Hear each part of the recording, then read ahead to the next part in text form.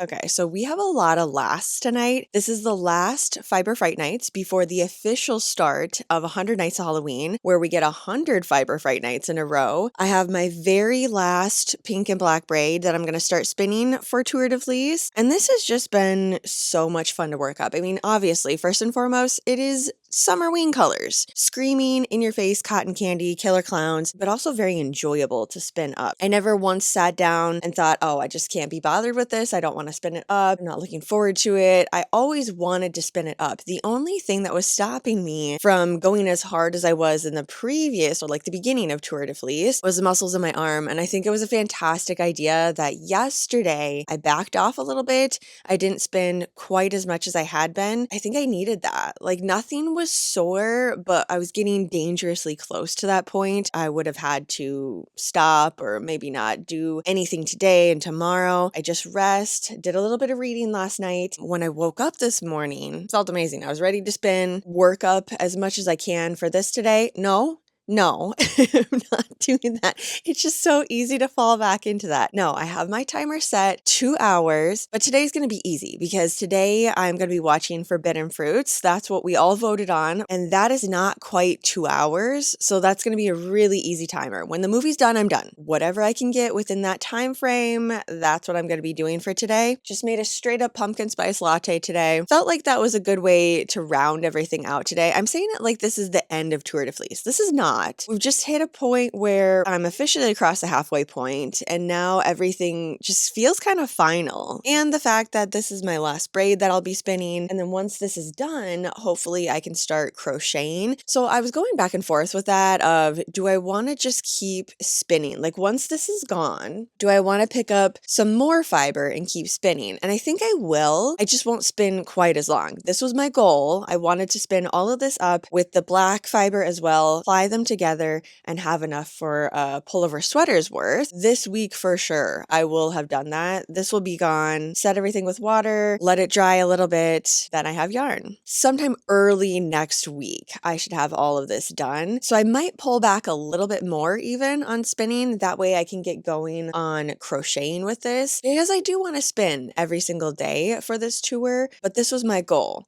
And everything else that I have, I'd be starting an entirely new goal. I personally thought that this was going to take the entire tour because I don't spin that much. I'm very new to this craft still. I've just been working on texture that I have for the yarn, the consistency, obviously my posture and everything as I sit up even straighter. That is an issue definitely during Fiber Fright Nights because I'm like cozy on my couch here. So I constantly need to remind myself, okay, posture, pull the shoulders down and back. How are we doing? What's my arm feel like? Do I need to take a break? I'm still going to set my 20-minute timer too. Even though I'm watching a movie, 20 minutes, get up, stretch, walk around. I have been walking around too. In the beginning, I was like, I don't really need to do that. I'm just going to do my stretches and then keep going. And if I want to spin for these entire 23 nights, I need to have as much stretching as possible. After this is done and fully spun up, I'm going to move on to that purple braid that I've already started. I have one bobbin of that. I spun that up with my mom. That way, if I don't get it completely finished, that's totally fine because I didn't have a project set out in mind for it. It was just for fun. We'll just roll right into 100 Nights of Halloween because I am going to continue with this. So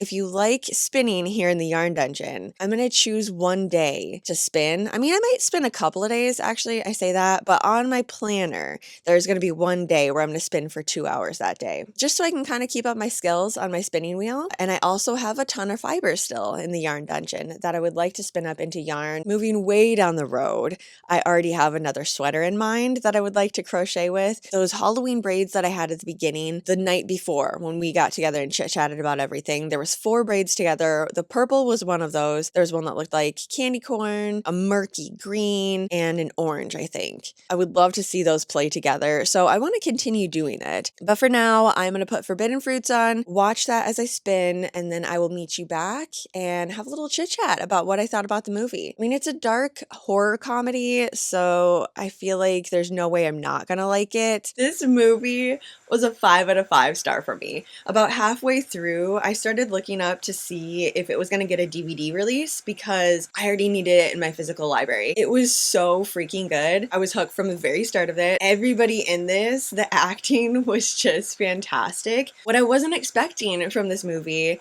was the amount of throwbacks that we got to classic horror movies. Well, okay, classic, and then I guess some of them were early 2000s. I don't want to say what they were. If I tell you, I feel like it's gonna spoil it if you haven't seen it, and it's a fairly new horror movie still. But yeah, there were a lot of references to some pretty iconic horror movies. I loved the fact that we were in a mall for the entire time. There were points where we get close to leaving the mall, one of the characters would rerouted back into the mall, which is exactly what I wanted. Highly suggest if this is on your queue to watch. I don't feel like you have to watch it before Halloween, even if it makes it into my 100 Nights of Halloween list, which it totally should. This would be a rewatch for me within the week. If someone was like, hey, I haven't seen this movie, you want to watch it with me? I would not say no. I'd be in for it, and I think I would enjoy it just as much as the first time. The second time around, I can really focus on what are all the Easter eggs that they have hidden in here, because I feel like I missed some of them. I was just really into the plot of like what's gonna happen with these people, and especially once we got to like